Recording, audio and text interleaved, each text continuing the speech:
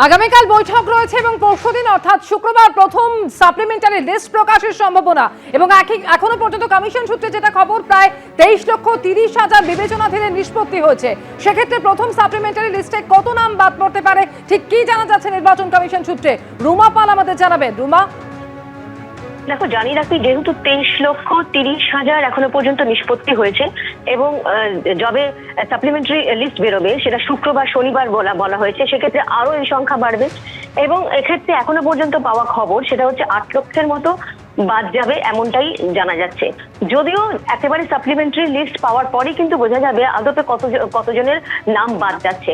কারণ সব থেকে বড় কথা, যেহেতু 23,30,000 এখনো বুধবার পর্যন্ত নিষ্পত্তি হয়েছে, বৃহস্পতিবার রয়েছে, যদিও এই লিস্ট শুক্রবার আসে তাহলে শুক্রবারই জানা যাবে যে একদম টোটাল কতজনের নাম বাদ যাচ্ছে। তবে এখনো পর্যন্ত পাওয়া খবরে প্রায় 8 লক্ষের নাম বাদ যেতে চলেছে এমনটাই কিন্তু জানা যাচ্ছে।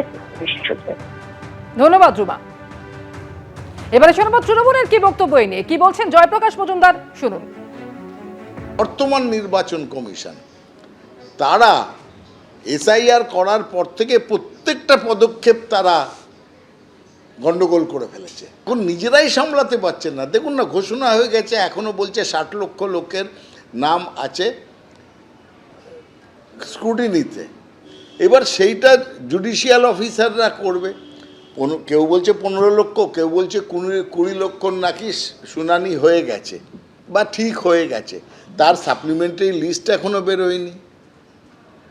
এরপরে সাপ্লিমেন্টারি লিস্ট বার হবে। আর সম্পূর্ণ একটা এই ঘটনা অ্যাডজুডিকেশনে থাকায় একটি ভোটারও যাতে উইদাউট হিয়ারিং ভোট না হতে পারে সেটাও নির্দেশ আছে সুপ্রিম কোর্টের। শুক্রবারই প্রথম সাপ্লিমেন্টারি তালিকা প্রকাশের সম্ভাবনা। এসআইআর এর সঙ্গে ভোট প্রক্রিয়া নিয়ে আগামীকাল ফের হাইকোর্টে বৈঠক রয়েছে এবং তারপর পরের দিন অর্থাৎ শুক্রবার প্রকাশিত হবে প্রথম সাপ্লিমেন্টারি লিস্ট। 28 তারিখ প্রকাশিত হয়েছিল চূড়ান্ত ভোটার তালিকা, আর প্রথম সাপ্লিমেন্টারি লিস্ট শুক্রবার প্রকাশিত হতে চলেছে। সৌভিক মজুমদার আমাদের প্রতিনিধি আরো বিস্তারিত তথ্য এই নিয়ে বলতে পারবেন। সৌভিক, দেখো, আগামীকাল সকাল 10টার সময় মাননীয় প্রধান বিচারপতি তিনি একটি বিশেষ বৈঠক ডেকেছেন এবং এই বৈঠকে রাজ্যের নবনিযুক্ত স্বরাষ্ট্র সচিব, মুখ্য সচিব, তার পাশাপাশি ডিজিপি এবং কলকাতার বর্তমান পুলিশ কমিশনার এবং মুখ্য নির্বাচনী আধিকারিক এদের প্রত্যেকের উপস্থিত থাকার কথা রয়েছে। এবং মূলত এখনো পর্যন্ত যা হাইকোর্ট সূত্রে খবর যে এই বৈঠকে যে সাপ্লিমেন্টারি লিস্ট অর্থাৎ প্রথম যে সাপ্লিমেন্টারি লিস্ট সেইটা প্রকাশের বিষয়ে আলোচনা হবে এবং আগামী শুক্রবার দিন এই প্রথম সাপ্লিমেন্টারি লিস্ট বেরোবার একটা সম্ভাবনা ইতিমধ্যে তৈরি হয়েছে। এখন তুমি জানো যে হাইকোর্ট সূত্রে খবর হলো যে আগামী শুক্রবার যে লিস্ট প্রকাশিত হতে পারে সেই লিস্টে 22 লক্ষেরও বেশি নাম থাকতে পারে। তার কারণ এখনো পর্যন্ত মাননীয় বিচারকরা যে আন্ডার অ্যাডজুডিকেশন ক্যাটাগরির যে ভোটারদের নাম ছিল সেই নিষ্পত্তির সংখ্যাটা 22 লক্ষের বেশ কিছুটা বেশি। ফলে এই তালিকা ইতিমধ্যেই প্রস্তুত হয়ে গিয়েছে। ফলে এখন এই তালিকা প্রকাশ করার ক্ষেত্রে কার্যত কোনো অসুবিধা নেই এবং সেই কারণেই শুক্রবার এই তালিকা প্রকাশ করার সম্ভাবনা রয়েছে।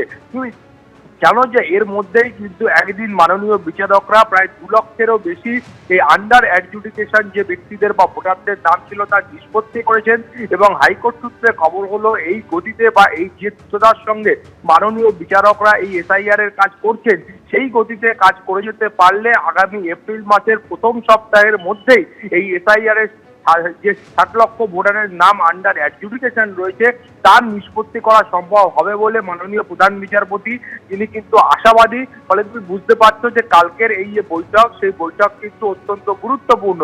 তার পাশাপাশি এই বৈঠকে আসন্ন নির্বাচন এবং এসআইআর প্রক্রিয়ায় সার্বিকভাবে নিরাপত্তার যে বিষয়টা রয়েছে সেই নিরাপত্তার বিষয়টা নিয়েও আলোচনা হবে। অর্থাৎ যে সংখ্যক বাহিনী আসছে সেই সংখ্যক বাহিনীদের ডিপ্লয় করা বা অন্যান্য ক্ষেত্রে যে নিরাপত্তার আঙ্গিকটা রয়েছে সেইটাও কিন্তু আগামীকাল খতিয়ে দেখা হবে বা সেটা নিয়েও আলোচনা করা হবে। কিন্তু মূল যে বিষয় রয়েছে সেটা হলো এই আন্ডার অ্যাডজুডিকেশন যাদের নাম ছিল, যে ভোটারদের নাম ছিল সেইটার তালিকা সাপ্লিমেন্টারি প্রথম সাপ্লিমেন্টারি লিস্ট প্রকাশ করা, সেটাই কিন্তু এখন সর্বাধিক গুরুত্ব পাচ্ছে। তুমি জানো যে 28শে ফেব্রুয়ারি প্রথম তালিকা প্রকাশ করা হয় এবং প্রথম যে ভোটার লিস্ট প্রকাশ করা হয় সেই লিস্টের পরেও নির্বাচন কমিশন তারা সুপ্রিম কোর্ট এবং কলকাতা হাইকোর্টের মাননীয় প্রধান বিচারপতিকে বলেছিলেন যে আরো ধাপে ধাপে এই সাপ্লিমেন্টারি তালিকা বের করা হবে এবং সুপ্রিম কোর্টের বক্তব্য বক্তব্য ছিল যে ভোট গ্রহণের আগের দিন পর্যন্ত কোনো মানুষের নাম যদি ক্লিয়ার হয়ে যায়, তিনিও কিন্তু ভোট দেওয়ার জন্য অধিকারী হবেন। ফলে সেই মুহূর্তে আগামীকালের যে বৈঠক রয়েছে সেটাও কিন্তু অত্যন্ত গুরুত্বপূর্ণ। শুভ্রজিৎ। বেশ সৌভিক, তুমি আমাদের সঙ্গে থাকো। এবিপি আনন্দ এগিয়ে থাকে, এগিয়ে রাখে।